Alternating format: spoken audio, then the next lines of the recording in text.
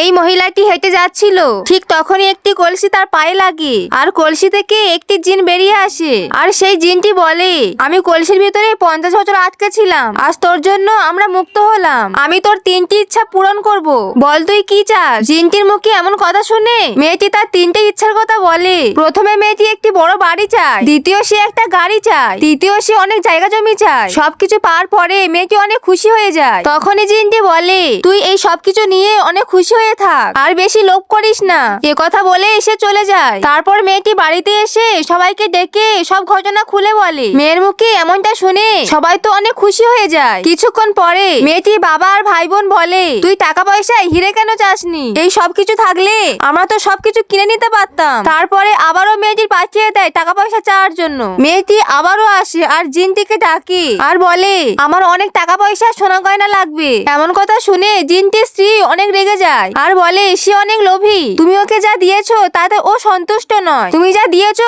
সবকিছু তার কাছ থেকে ফিরিয়ে নাও। তখনই জিনটি বলল, তুই যা পেয়েছিস আমি সবকিছু ফিরিয়ে নিলাম তোর ওই লোভের কারণে। এই বলে তারা চলে যায়। এরপর মেয়েটি বাড়িতে আসে, তারপর কান্না করতে করতে তার ভাই বোনদের দোষারোপ করতে থাকে।